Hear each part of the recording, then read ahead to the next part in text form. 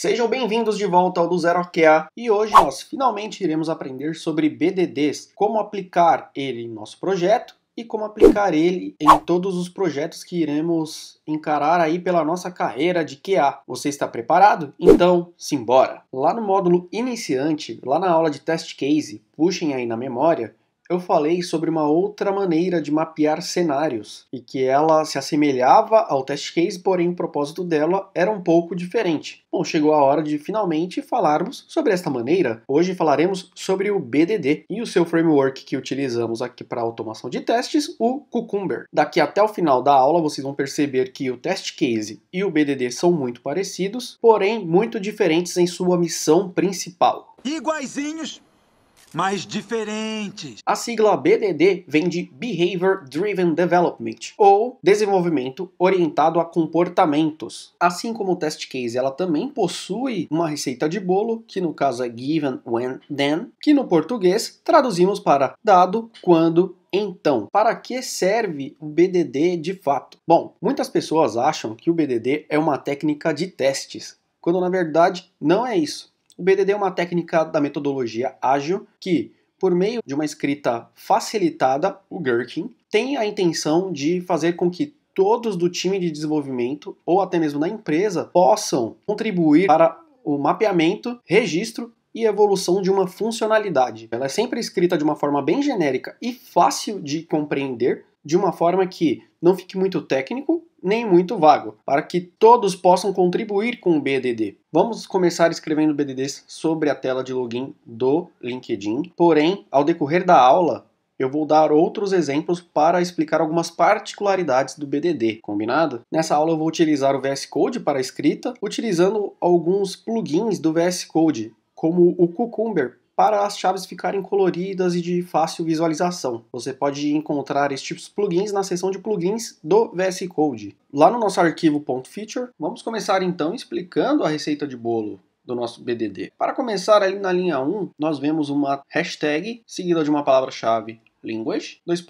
pt. O que seria isso? Isso é uma particularidade do framework Cucumber. Ela é utilizada para selecionar qual é o idioma em que vamos escrever o nosso BDD. Logo em seguida temos a instrução funcionalidade. Ali sim a gente deve colocar o nome da funcionalidade que nós estamos documentando, mapeando o comportamento. E abaixo do nome da funcionalidade a gente tem uma regrinha que com 3 linhas a gente consegue explicar qual é a finalidade daquela funcionalidade. Então seria o para, onde a gente vai colocar a função do software. O seria a pessoa que irá utilizar este software, o usuário, o funcionário interno, o desenvolvedor e por aí vai. E por fim, o quer ou deseja, tanto faz, coloca a necessidade a ser suprida. Agora sim, seguindo, nós temos o cenário. O cenário é a situação, assim como lá no test case. Logo em seguida, nós temos a instrução dado. A instrução dado é sempre o estado inicial da ação, o que precede a ação a ser executada. O quando a ação é ser executada. E por fim, temos o então, que é o resultado esperado. Ele é o que nós queremos que aconteça, dado uma certa situação, uma certa ação, o comportamento esperado do software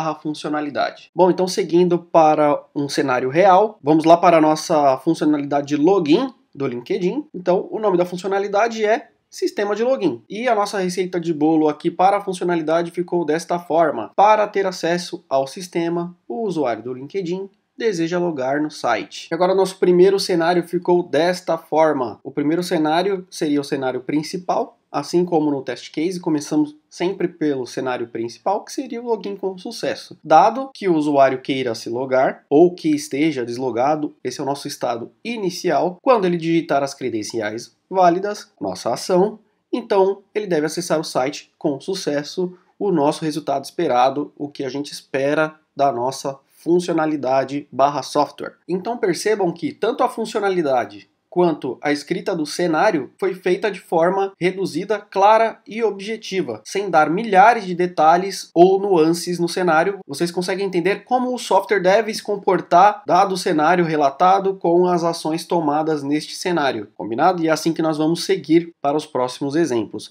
Agora eu vou adicionar algo a mais na nossa receita de bolo. E esse ingrediente extra é o E. O E serve para adicionar algo ao estado inicial, ou à ação tomada ou ao resultado esperado. Dado quando então não são suficientes para descrever o comportamento de uma funcionalidade dado um certo cenário, a gente utiliza o e. Bom, percebam aqui que o cenário é outro, é o login com perda de conexão. Dado que o usuário queira se logar e ele perca a conexão com a internet, quando ele digitar as credenciais válidas, então aviso sobre a falta de conexão deve aparecer. Novamente, percebam, de forma clara, objetiva, utilizando poucas palavras e não detalhando muito, nem dando detalhes técnicos, nem dando detalhes de produtos. Apenas o que deve acontecer dado aquele cenário. Como expliquei anteriormente, o e serve para adicionar algo ao nosso BDD, para que fique de forma fácil de compreender. Então ele pode ser utilizado tanto após o dado,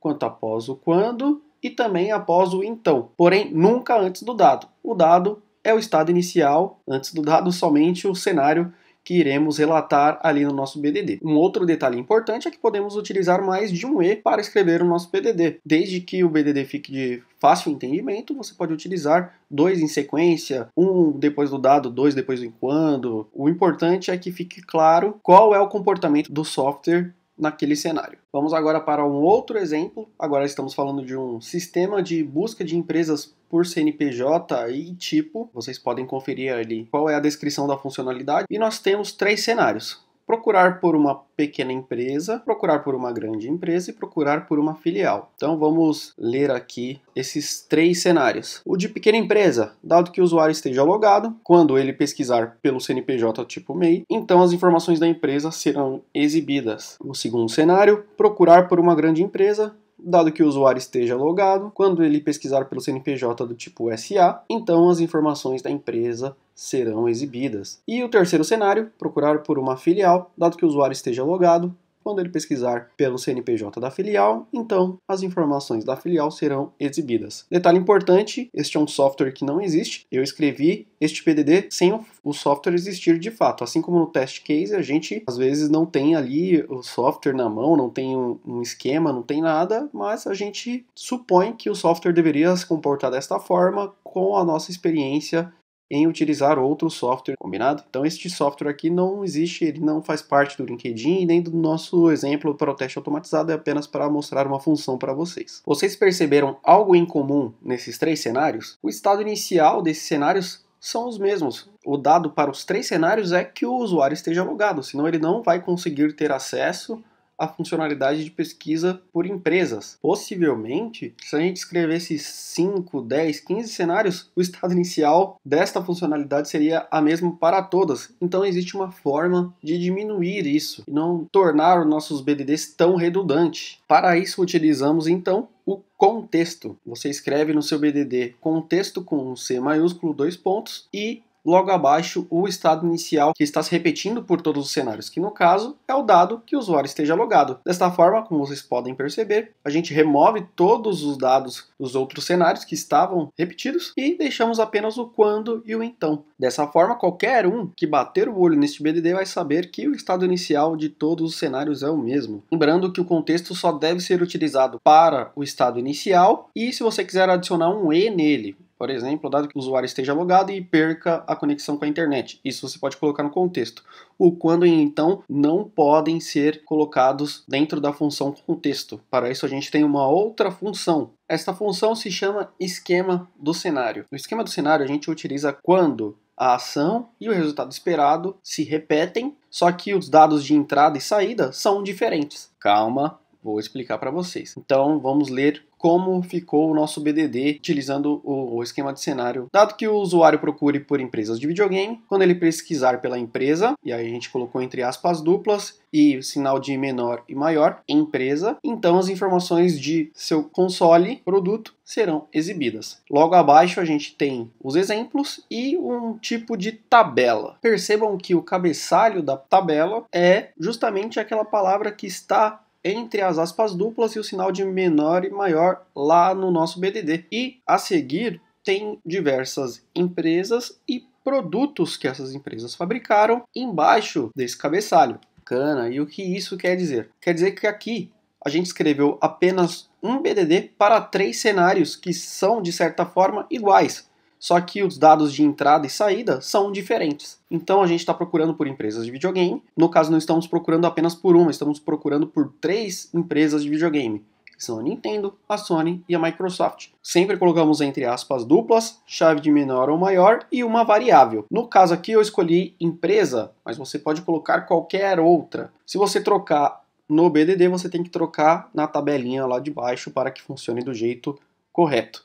E o mesmo vale para produto. Então, são 3 produtos diferentes, só que o BDD é o mesmo. A gente está procurando por produtos de uma determinada empresa no nosso sistema. Então, a próxima pessoa que for ler esse BDD vai sacar que aqui nós temos 3 cenários que se repetem, porém, o que será pesquisado e o resultado que esperamos são diferentes, apesar dos cenários iguais. Legal, né? Isso reduz muito o nosso esforço na hora de escrever um BDD. Se a gente não fizesse desta forma, a gente teria que escrever 3 BDDs. Aqui a gente reduziu esses 3 BDDs a apenas um. Para encerrar, agora olhando para a parte do Cucumber mesmo, do framework Cucumber, para os nossos testes automatizados, tanto o contexto quanto o esquema de cenários funciona, e quando não temos eles em algum arquivo de step, basta rodar o comando Cucumber que o framework irá gerar as chaves automáticas ali pra gente. No caso do esquema de cenário, como estamos trabalhando com variáveis, ele vai gerar as chaves com o tipo da variável que colocamos dentro da tabela. E aí a gente trabalha a nossa lógica em cima desta variável que o Cucumber gerou automático na chave, beleza? Bom, se vocês chegaram até aqui, vocês já devem ter percebido a grande diferença do BDD para o test case. No test case, nós mapeamos e escrevemos como deve ser testado a funcionalidade ou o software. No caso do BDD, a gente documenta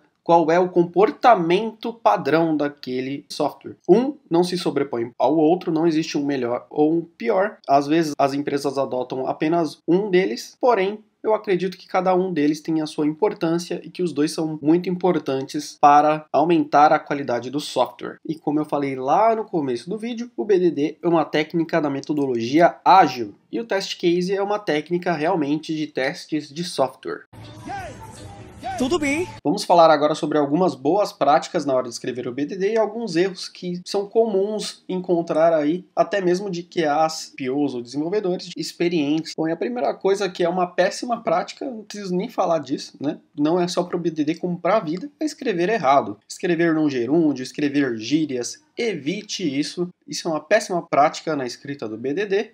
E tente evitar ao máximo o escrever errado. O segundo erro que cometemos muito quando começamos a escrever BDDs é usar muitos Zs. Ok, os Zs estão aí para serem usados, porém se você está usando muitos Zs, quer dizer que você não está sendo claro e objetivo no que você quer relatar no BDD. Pare, leia e veja se há necessidade de tantos Zs no seu BDD, se não tem como você enxugar isso em menos Zs ou até mesmo em apenas dado quando então. Se não tiver jeito, utilize os Zs. Como eu disse, eles estão aí para serem usados. Porém, não é bacana pegar um BDD e ver que eles têm muitos Zs, que você está detalhando muito. Ele tem que ser claro, objetivo e sem muita firula. E o último erro que a gente comete muito ao escrever um BDD é escrever ele como se fosse um test case, principalmente quando queremos escrever um BDD para back-end do software. Se você está tentando escrever um BDD como se fosse um test case, você está escrevendo o BDD errado. Você não deve colocar nas chaves do BDD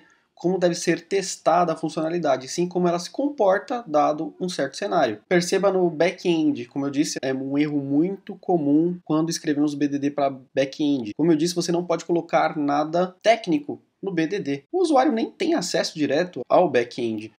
Meu Deus.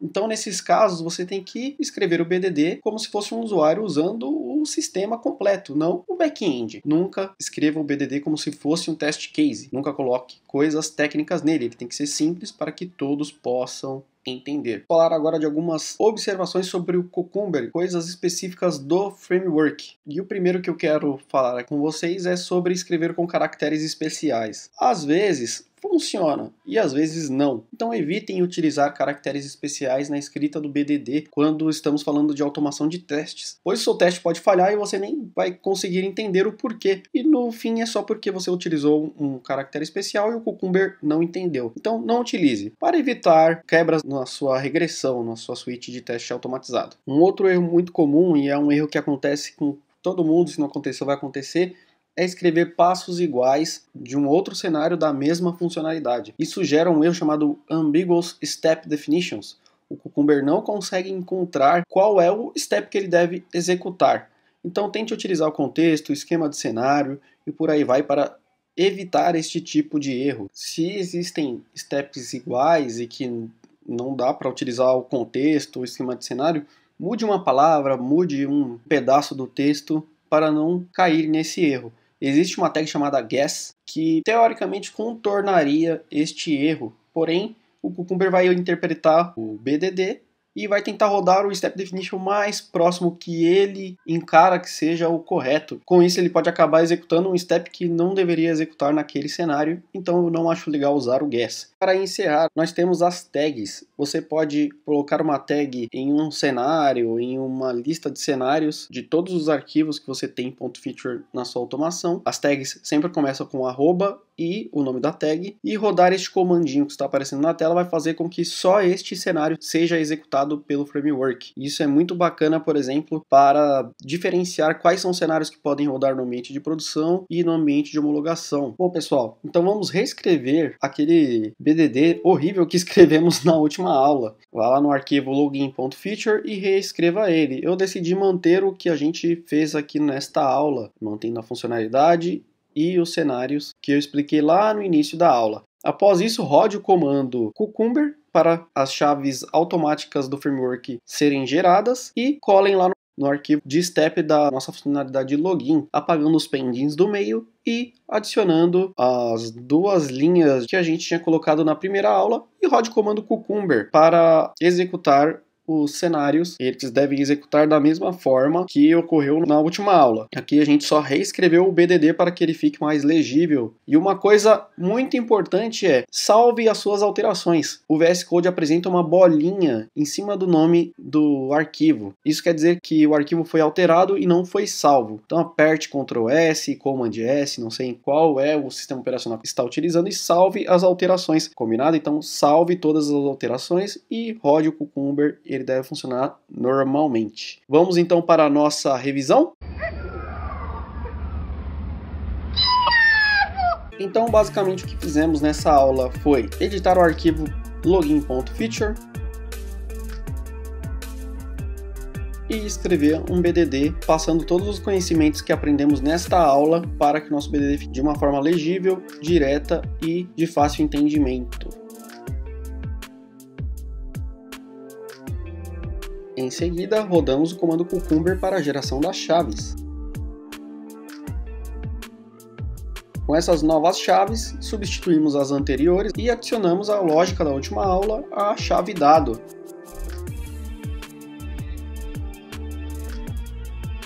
Muito obrigado por assistir o vídeo. Se você curtiu, deixa seu like, se inscreva no canal, comente e compartilhe, pois isso irá fortalecer em muito o nosso projeto. Firmeza? Então, até a próxima!